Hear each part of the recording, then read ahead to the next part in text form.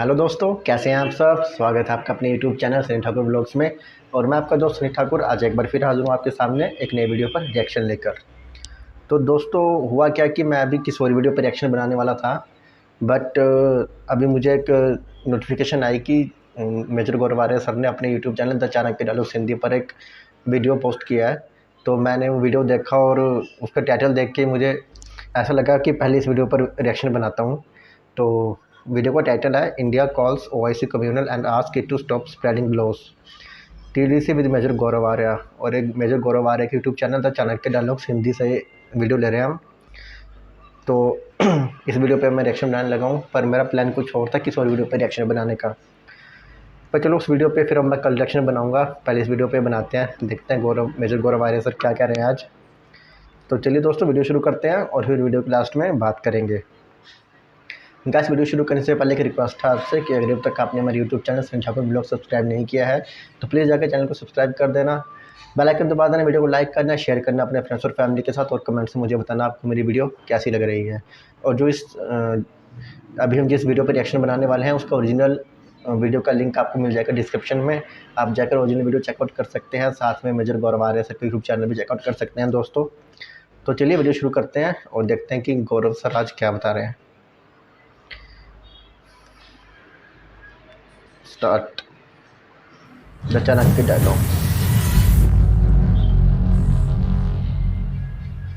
Organisation of Hindu countries, ये आपने कभी नहीं सुना ना, क्योंकि है ही नहीं, इसलिए नहीं सुना आपने। ऑर्गेनाइजेशन ऑफ बुद्धिस्ट कंट्रीज तो काफी हैं। कभी आपने सुना है ऑर्गेनाइजेशन 70-35 से हटाने के बाद और तो किसी चीज की हिम्मत थी नहीं पाकिस्तान की। उनकी फौज तो अपने खुद के प्लॉट घेर रही थी। तो पाकिस्तान में बड़ा जज्बा। तो एक काम करो, जज्बा लो, जज्बे में पानी डालो, बूंद लो। कहते हैं Pakistanis in UK are known for grooming gangs, they are famous for grooming gangs. Jai Hind दोस्तों, मैं हूं मेजर गौरव आर्या और आप देख रहे हैं द चाणक्य डायलॉग्स। इस वीडियो को लाइक करिए, हमारे चैनल को सब्सक्राइब करिए, बेल आइकन दबाना बिल्कुल मत भूलिएगा। दोस्तों, ऑर्गेनाइजेशन ऑफ इस्लामिक कोऑपरेशन एक ग्रुप है मुसलमान देशों का, इस्लामिक देशों का, करीब 56-57 मुल्क हैं उसमें। तो वो रेजोल्यूशन बीच में पास करते रहते हैं। कभी उनको खाज होती है कश्मीर की, कभी खुजली होती है पैलेस्टीन की, कभी कुछ इनके साथ कुछ ना कुछ चलता रहता है। ठीक है, अब इन्होंने लेटेस्ट ये बोला है कि साहब रामनवमी में जो भारत में मुसलमानों के खिलाफ, आप इनका स्टेटमेंट सुनिए, मुसलमानों के खिलाफ जो अटैक हुआ है उसकी हम कड़ी निंदा करते हैं।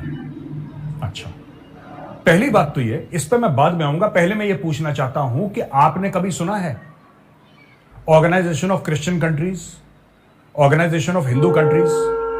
ये आपने कभी नहीं सुना ना? सही बात है, क्योंकि है ही नहीं, इसलिए नहीं सुना आपने। ऑर्गेनाइजेशन ऑफ बुद्धिस्ट कंट्रीज तो काफी हैं। कभी आपने सुना है ऑर्गेनाइजेशन ऑफ बुद्धिस्ट कंट्रीज? आपने कभी नहीं सुना होगा। What is the requirement of organisation of Islamic cooperation? What is the requirement? आपने मजहब को पॉलिटिसाइज कर दिया, आपने इस्लाम को पॉलिटिसाइज कर दिया, और हर जगह आप पॉलिटिक्स का फायदा ढूंढते हैं। हर जगह ये हो जाए, इसमें फायदा मिल जाए, इस्लाम का ऐसे फायदा मिल जाए हमें, तो हमें अरे भाई, अगर कुछ करना है मुसलमानों के लिए तो कुछ पॉजिटिव करो यार, कुछ पॉजिटिव करो। इतने ज्यादा भारत में जब ऑयल का पैसा आया, ठीक है, तो भारत में बाहर से, मतलब मैं अरब कंट्रीज की बात कर रहा हूं, जब वहां पे ऑयल का पैसा आया तो भारत में इन्होंने बोला कि नहीं साहब, हम मदरसे बनाएंगे, हम मस्जिद बनाएंगे। इसके पीछे एक एजेंडा था। आपने ये क्यों नहीं बोला कि हम मुसलमानों के लिए इंस्टीट्यूट ऑफ टेक्नोलॉजी बनाएंगे? आपने ये क्यों नहीं बोला कि मुसलमानों के लिए हम एक मेडिकल स्कूल बनाएंगे, शानदार वर्ल्ड लेवल, 200-500 एकड़ के कैंपस में, ऐसा होगा कि बिल्कुल दुनिया देखती रह जाएगी। हाँ, अपने लिए ऑडी और मर्सिडीज के ऊपर सोने की परत चढ़ा के उस पर सफर करना मंजूर है। अपने लिए कमोड जो होता है टॉयलेट वाला, वो हीरों से जड़ा है, और बाकियों के लिए सिर्फ जबानी जमा खर्ची, बस मुंह से बोला हो गया काम। तो ये काम कर रहे हैं। इनको मैं एक बात बोलना चाहता हूं, देखो यार, भारत के मामले में इंटरफेयर करने की जरूरत नहीं है आपको। भारत के मामले में आप मत बोलना। और भारत के मिनिस्ट्री ऑफ एक्सटर्नल अफेयर्स ने अच्छा जवाब दिया, मैं जवाब भी आपको पढ़ के सुना देता हूं। Responding to the statement, external affairs ministry spokesperson Arindam Bagchi said, we strongly condemn the statement issued by OIC Secretariat today regarding India. He added, this is one more example of their communal mindset and anti-India agenda. OIC only does its reputation damage by being consistently manipulated by anti-India forces. यानी कि ये पाकिस्तान को फिर से खुजली हुई है। इसके पीछे वाला यही है। पाकिस्तान और तुर्की को हल्की सी खुजली हुई है, खाज की बीमारी है इन दोनों देशों को। ठीक है, मैं 2 मिनट और लेके एक बात समझाना चाहता हूं, इसके पीछे माइंडसेट क्या है। जब भी कुछ ऐसी चीज होगी, पाकिस्तान को उसको दुनिया के सामने झूठा मूठा उजागर करना पाकिस्तान की मजबूरी है। और दोस्तों, मैं चाहता हूं आप थोड़ा सा ध्यान दें और समझें कि पाकिस्तान की मजबूरी क्यों है, उसका कारण क्या है कि पाकिस्तान की मजबूरी है। पाकिस्तान बना था 2 नेशन थ्योरी के बेस पर, यानी कि 2 कौमी नजरिया। पाकिस्तान जैसे अगर हम बात कर लें मोहम्मद अली जिन्ना की, ठीक है, या जो भी इनिशियल लीडरशिप थी इनकी, तो इन्होंने एक बात बोली थी कि हिंदू और मुसलमान एक साथ नहीं रह सकते, एक साथ रहेंगे तो फसाद होगा, फलाना होगा, ढिमका होगा, इसलिए पाकिस्तान अलग हो जाना चाहिए, एक अलग मुल्क हमें चाहिए। फिर अंग्रेजों के साथ सांठगांठ थी तो एक अलग मुल्क बन गया।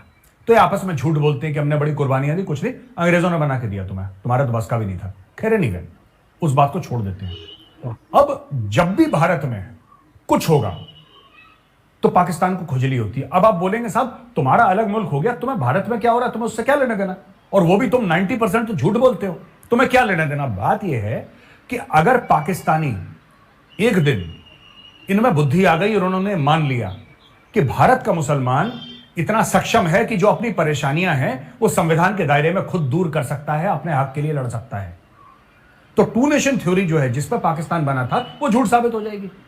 फिर दुनिया बोलेगी बेवकूफो, तुमने पाकिस्तान बनाया क्यों, तुमने तो बोला था साथ में रह ही नहीं सकते, साथ में रह ही नहीं सकते, इसलिए तो तुमने पाकिस्तान बनाया। तो पाकिस्तान की एक मजबूरी है, अपने आप को, अपना वजूद, अपना एग्जिस्टेंस जस्टिफाई करने के लिए पाकिस्तान को यह बोलना जरूरी है, इसलिए पाकिस्तान ये करता रहता है, ये खुजली पाकिस्तान को होती रहती है, होती रहे। उन्होंने बोला हम कंडेम करते हैं, हमने बोला हम कंडेम करते हैं, आगे बढ़ो अगले न्यूज आइटम पे, ये खत्म हो गया, जाओ ऐश करो। और हिंदुस्तान का मुसलमान इतना सक्षम है कि अगर उसके हक कोई छीनता है तो हिंदुस्तान के संविधान के दायरे में वो लड़ेगा और लड़के जीत भी जाएगा। अगर उसको हक मिलना होगा उसको हक जरूर मिलेगा। इसमें बाहर के इस्लामी देशों की दखलंदाजी की आवश्यकता नहीं है। जय हिंद। चाइना ने, अच्छा चाइना को एक बेटे को खुजली हो तो ऐसा नहीं बाप को खुजली ना हो, बाप को भी तो खुजली होगी। तो चीन में पाकिस्तान के अनेकों बाप है, एक तो आपके सामने बैठा है, ठीक है, दूसरा उसका बाप है छोटा बाप, बड़े अब्बू मैं हूं, छोटा अब्बू उसका चाइना है, ठीक है। छोटे अब्बू ने क्या करा, अरुणाचल में 11 जगह हैं जिनको बोल दिया कि उनके चाइनीज नाम दे दिया, राइट, चाइनीज नाम दे दिया, क्योंकि चाइना क्लेम करता है अरुणाचल, उसको कहता है साउथ टिबेट। तो चाइना ने बोला साहब ये अरुणाचल की जो जगह है इसको हम चीनी नाम दे देंगे। तो भारत ने बोला, भारत का बड़ा प्यारा एक बयान आया है, भारत ने बोला है कि Arunachal Pradesh is and always been and always will be an integral and inalienable part of India. Attempts to assign invented names will not alter this reality। ठीक है जी। तो 5 mountain peaks, 2 land areas, 2 residential area, 2 नदी, इनमें सब में अपने अपने इन्होंने नाम चीनियों ने डाल दिए हैं। अच्छा, ये चक्कर क्या है मैं आपको बताता हूं। ये साइकोलॉजिकल वॉरफेयर है। चीन साइकोलॉजिकल वॉरफेयर खेलता है ऐसे। यही चीज पाकिस्तानियों ने भी करी थी। तो ऐसा नहीं है कि बेटा अब्बू से सीखता है, अब्बू भी बेटे से सीख रहा है। पाकिस्तान ने भी कोशिश करी थी ना, श्रीनगर हाईवे, वो इस्लामाबाद वाली जो रोड थी जिसका नाम ही श्रीनगर हाईवे कर दिया, क्योंकि 370-35 से हटाने के बाद और तो किसी चीज की हिम्मत थी नहीं पाकिस्तान की। उनकी फौज तो अपने खुद के प्लॉट घेर रही थी। तो पाकिस्तान ने क्या करा, चलो पाकिस्तान की इस सड़क का नाम हम श्रीनगर हाईवे रख देंगे, इसका नाम हम कश्मीर हाईवे रख देंगे, इसका नाम हम दिल्ली रख देंगे, इसका नाम हम तमिलनाडु रख देंगे, इसका नाम केरल रख देंगे, इसका नाम हम मणिपुर रख देंगे, इसका नाम राजस्थान पंजाब रख देंगे, कुछ अपने दिमाग से। ठीक है, नशेड़ी तो है ये, अपने दिमाग से कुछ ना कुछ। तो चीन ने भी वही चीज पकड़ ली। अब चीन ने वो चीज पकड़ ली तो चीन ने बोला, भारत ने बोला औकात में रहो। ये सब फिक्शनल नाम जो मनगढ़ंत तुम नाम कर रहे हो उससे हमें कोई फर्क नहीं पड़ता। तो बोल दिया भारत ने चीन को कि अपनी औकात में रहो। ठीक है, ये दखलंदाजी करने का प्रोग्राम अब देखना है। एक तरफ से चीन, एक तरफ से ऑर्गेनाइजेशन ऑफ इस्लामिक कोऑपरेशन, है ना। पाकिस्तान पैर पकड़ गया होगा, पाकिस्तान वहां पे ओआईसी के सामने, नहीं अब्बू नहीं, हम तुम्हें अपना तीसरा अब्बू मान लेंगे, एक तो मेजर गौरव आर्या है, दूसरा चाइना है, हम तुम्हें अपना तीसरा अब्बू मान लेंगे, प्लीज एक बार कुछ कह दो। ये करा होगा पाकिस्तानियों ने, क्योंकि पैसे वैसे हैं नहीं इनके पास, भुग रहे हैं ये पैर पकड़ लेते हैं पाकिस्तानी, जहां पे जाते हैं पैर ऐसे पकड़ लेंगे, फिर आदमी शर्मो शर्मी में कुछ कर देता है। तो यही पाकिस्तान ने करा होगा, मुझे पूरा शक है पाकिस्तान के कैरेक्टर पे। ये एक और खबर आई है कि India nears USD 300 million weapons deal with US। इसमें है MH-60 Romeo multi role helicopters और Mark 54 एंटी सबमरीन टॉर्पीडोज। तो ये 24 of these choppers have been contracted by the Indian Navy in a fast track deal worth over USD 2 billion in 2020 and they have been equipped with weapons for carrying out operations। तो ये जो helicopters हैं ये advance stage में हैं और total 300 million की deal Bharat sign करने वाला है अमेरिका के साथ वेपन्स लेने के लिए। और ये वेपन्स हैं, जहां तक मैं समझ पा रहा हूं, इंडियन नेवी के लिए। 288 रुपीज पाकिस्तानी $1। पाकिस्तान का फट गया ढोल, बीच बजरिया खुल गई पोल। यस यू आर राइट, बीच बजरिया खुल गई पोल। पाकिस्तान का जो, मैं ये पाकिस्तानियों को कहता हूं ना, उनको बड़ा बुरा लगता है। मेजर साहब मेरे पास कॉल आते हैं, अच्छे लोग हैं, भले लोग हैं, जो मुझे कॉल करते हैं, मेजर साहब आपको इतना नहीं करना चाहिए। मैंने बोला यार तुम अगर मेजर को फुल टॉस दोगे तो मेजर तो बल्ला घुमाएगा, अगर हम तुम्हें फुल टॉस देंगे तो क्या तुम छोड़ दोगे? नहीं, तुम भी बल्ला घुमाओगे, तो हम भी बल्ला घुमा रहे हैं। जिसको जब मौका लगता है बल्ला घुमाता है। 288 पाकिस्तानी रुपीज अगेंस्ट $1। ठीक है, अब मैं आपको बताता हूं, ये टिश्यू पेपर है भाइयों, टिश्यू पेपर, ये पाकिस्तान रुपए की। अरे मेजर साहब बस करो, समझ गए आप? ज्यादा डिटेल और टेक्निकलिटी मैं नहीं समझाऊंगा आपको। ये टिश्यू पेपर बन चुका है, ठीक है, कभी कभी टॉयलेट पेपर बन जाता है, टिश्यू पेपर बन जाता है, बट इसी लेवल का है पाकिस्तानी रुपया। एनीवे, और पाकिस्तान में ये ₹2.86 और गिरी और डिफॉल्ट की फिर से बातें होने लगी। डिफॉल्ट की बातें कभी रुकती नहीं पाकिस्तान में, डिफॉल्ट की बातें फिर से होने लगी क्योंकि फॉरेन डेट रिपेमेंट। अच्छा, पाकिस्तान को ना तकरीबन $8 अरब पाकिस्तान को चाहिए। IMF फोन नहीं उठा रहा, ये करते हैं हेलो हेलो IMF, तो वहां से झूठा अंग्रेज बोलता है इस रूट की सभी लाइनें व्यस्त हैं, अपने एक्सेंट पे, इस रूट की सभी लाइनें व्यस्त हैं। अच्छा, वहां पे लोग पागल हो रखे कि IMF हमारा फोन नहीं उठा रहा। IMF कहता है यार तुम लोगों ने इतनी जेबें काटी हैं दुनिया की, नाउ वी वांट 100% अकाउंटेबिलिटी। तुम बताओ, हमने दिया पैसा, उसका करा क्या है? ये तो बताओ, मैं जो पहले लिया था उसका क्या करा है? पाकिस्तान में किस तरीके से सिस्टमिक चेंजेस तुम कर रहे हो, ये बताओ हमें। बाकी जो तुम्हारे दोस्त ममालिक हैं, जिनको तुम दोस्त मानते हो, सऊदी अरेबिया, UAE वगैरह, ये तुम्हें इनके बारे में तो बताओ कि ये लोग तुम्हें कितना पैसा देंगे। इन्होंने कुछ फंड्स तुम्हें, अब चुप, चिकन एंड एग वाला हो गया। सऊदी अरब कह रहा है कि पहले वहां से लेकर आओ तब हम तुम्हें बताएंगे, वो कह रहे हैं पहले यहां से लेकर आओ तब हम तुम्हें बताएंगे। और बीच में पाकिस्तान पिंग पोंग जैसे नहीं होता, टेबल टेनिस, पाकिस्तान की चल रही भैया टेबल टेनिस। तो पाकिस्तान का फट गया ढोल, बीच बचरिया खुल गई पोल। पाकिस्तान की जो GDP फोरकास्ट है, गजब की न्यूज है ये, देखिए दोस्तों, गजब की न्यूज है, मैं बता रहा हूं आपको। The world bank cuts Pakistan GDP forecast in rising rates, limited fiscal space. ये लिखता है the world bank now expects Pakistan economy to grow 0.4% in the current year. ओ बाबा, पहले 2% करी थी, पहले 4 थी, 4 से 3 करी, 3 से 2 करी, 2 से 1 नहीं करी, 2 से इन्होंने बोल दिया कि सीधा भैया पाकिस्तान का 0.4%, यानी कि ½ % से भी कम ग्रो करेगी पाकिस्तान की इकोनॉमी। अच्छा, मैं अभी तक ये सरप्राइज हूं कि पाकिस्तान की इकोनॉमी ग्रो कैसे करती है यार। इसको तो कॉन्ट्रैक्ट करना चाहिए, बनाते जनाते कुछ है नहीं, ये लोग काम धंधा तो है नहीं किसी के पास पाकिस्तान में, राइट? अब वर्ल्ड बैंक ये कह रहा है कि अच्छा 0.4 इज ना के बराबर ही होगी, ये कंट्री लास्ट बराबर ही होगी 0.4 पे। फिर पाकिस्तानियों से पूछो, हमने बड़ा जज्बा है जी, बड़ा जज्बा है इस कौम में, बड़ा जज्बा। तो एक काम करो, जज्बा लो, जज्बे में पानी डालो, गूंद लो उसको, जैसे आटा गूंदते हैं, जज्बे की रोटी बना के खा जाना, ठीक है?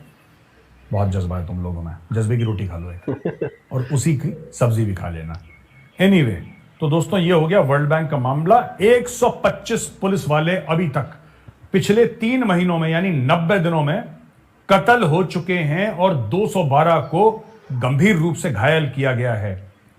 25 आतंकवादी हमले हुए हैं, यह सिर्फ खैबर पख्तूनख्वा की बात है, राइट? यानी कि 125 पुलिस वाले पाकिस्तान में खून की नदियां बह रही हैं दोस्तों। और फिर उन्होंने खुजली हो रही कि इंडिया में क्या हो रहा है, इंडिया में क्या हो रहा है।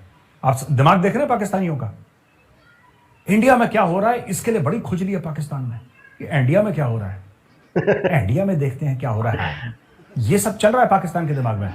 और खुद 125 पुलिस वाले मारे गए वहां पे पिछले 3 महीने में, कोई पूछता ही नहीं उनको यार, क्योंकि ह्यूमन लाइफ की कोई वैल्यू नहीं है पाकिस्तान में। मर गया तो मर गया, किसके बाप को फर्क पड़ रहा है वहां पे, किसी को फर्क नहीं पड़ रहा। तो दोस्तों ये हमें देखना है कि किस प्रकार का मुल्क हमारा नेबर है, कैसा मुल्क हमारा पड़ोसी है। तालिबान ने मार मार के इनका दुम्बा बना दिया, मार मार के इनकी खाल खींच ली तालिबान ने।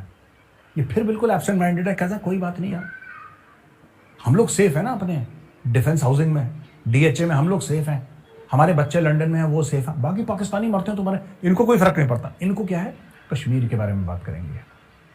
ये जब कश्मीर के बारे में बात करते हैं आटे की लाइनें और लंबी हो जाती हैं, इनके ऊपर और टेरर अटैक्स हो जाते हैं, इनकी बिजली चली जाती है, नल में पानी नहीं आता। लेकिन ये खाज है, ये खुजली है, अब इसमें मरहम लगानी पड़ेगी, ये खुजली है और इस खुजली का हम कुछ नहीं कर सकते, दुनिया कुछ नहीं कर सकती। ये डीएनए में होता है, खून में से नहीं है, खुजली है, राइट। अब देखिए 125, भगवान ना करे किसी और मुल्क में ऐसा हो, 125 लोग अगर किसी और मुल्क में मरते ना, हाहाकार मर जाते, 25 मर जाते, हाहाकार मच जाती, क्या हो गया क्या हो गया, इंक्वायरियां बैठ जाती। पाकिस्तान में किसी के बाप को फर्क नहीं पड़ता, तो क्या हुआ। टिम हॉर्टन के आगे लाइन लगाओ ना, लंबी लंबी लाइन लगाओ टिम हॉर्टन के, विदेशी कॉफी पियेंगे, स्नैक्स खाएंगे बस। जो अमीर लोग हैं, गरीब मरता है मरे, गरीब लगा है राशन की लंबी लाइनों में, आटे की थैलियों के पीछे गरीब भाग रहा है, गरीब वहां पे भी मर रहा है। भाई साहब 20 से ज्यादा लोग मर चुके हैं पाकिस्तान में आटे के चक्कर में, एक दूसरे को मार डाला कि आटा मैं लूंगा, नहीं कह रहा मैं लूंगा, कि नहीं तू नहीं लेगा मैं लूंगा, मार दिया एक दूसरे को, एक दूसरे के पैरों के तले कुचल दिए गए लोग। रोज लोग मर रहे हैं पाकिस्तान में, 125 लोग मर गए खैबर पख्तूनख्वा में, 20 से ज्यादा रोटी के लिए आटे के लिए मर गए। लेकिन पाकिस्तान इनके जू नहीं रहेंगे, इनके जू नहीं रहेंगे इनके।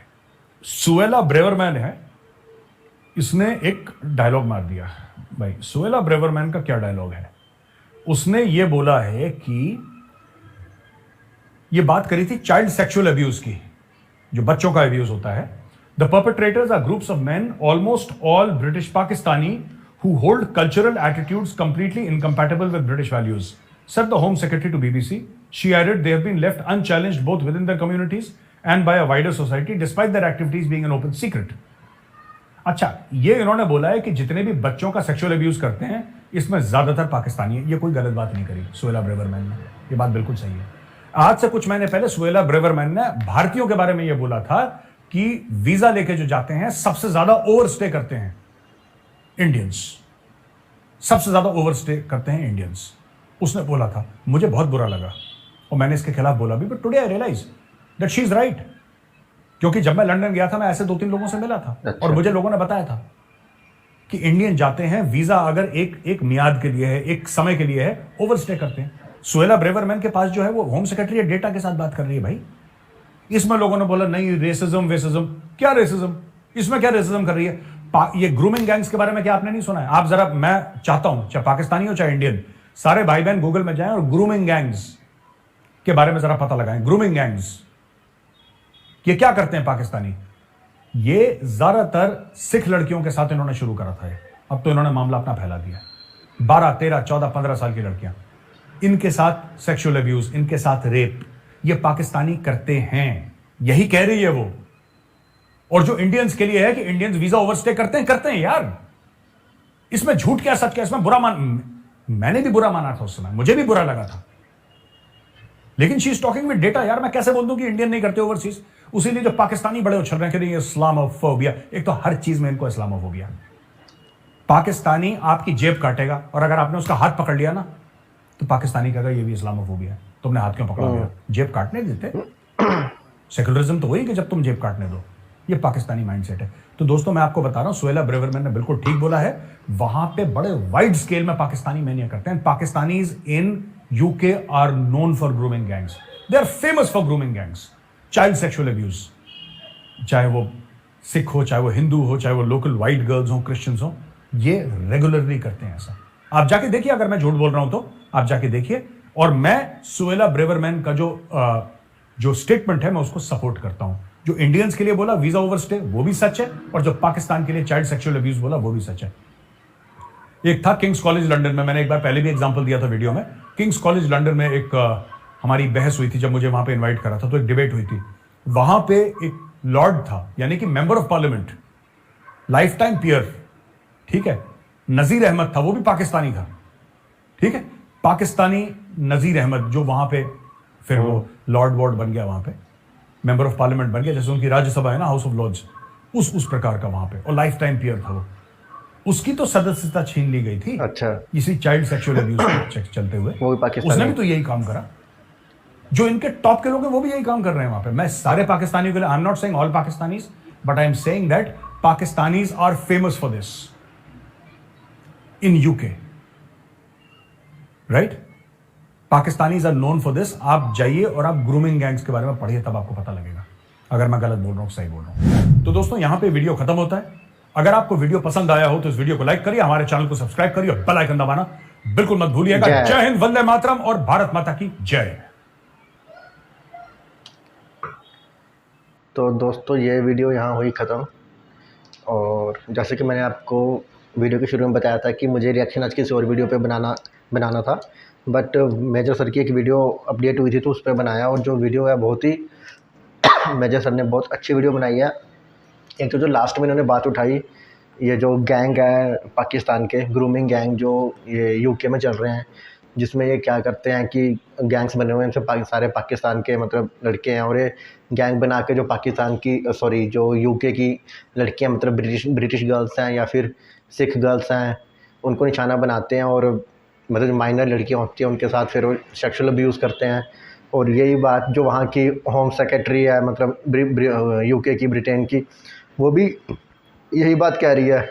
और जो यहाँ का एक लॉर्ड था नज़ीर अहमद, यूके पार्लियामेंट में था, तो मेंबर ऑफ पार्लियामेंट था, तो वो भी यही काम करता था।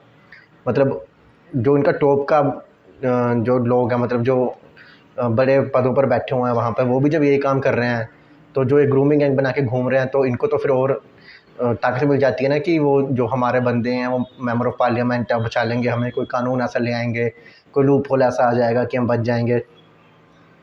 तो पाकिस्तान तो मतलब जब भी पाकिस्तान को कुछ पैसों की ज़रूरत होती है या फिर इसको पूरी दुनिया में हाईलाइट होना होता है, हमेशा इंडिया की बात ले आता है। इंडिया में भी कहाँ कश्मीर की बात ले आता है। अभी जैसे ओआईसी में ओआईसी ने जो स्टेटमेंट दिया है कि इंडिया में जो अभी रामनवमी में हुआ था कि जो इंडिया के जो मुस्लिम्स हैं वो सेफ़ नहीं है। तो जो अब इंडिया तो है संप्रभु देश है, वो किसी दूसरे देश की दखलंदाजी अपने इंटरनल मामलों में बर्दाश्त नहीं करता है। कई देश है, कोई भी देश नहीं करता कि कोई दूसरा देश उसके किसी देश के इंटरनल मामलों में बोल रहे। तो सेम ये इंडिया ने कंडेम कर दिया कि आप जो हो, आपको एंटी इंडिया का फोबिया चढ़ा हुआ है।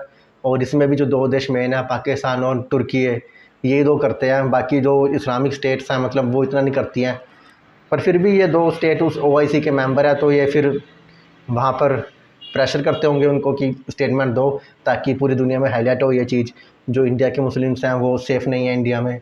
तभी जो टू नेशन थ्योरी थी, पाकिस्तान बना था रिलीजन के बेस में कि इंडिया में जो मुस्लिम्स हैं वो सेफ़ नहीं है, हमें अलग पाकिस्तान चाहिए।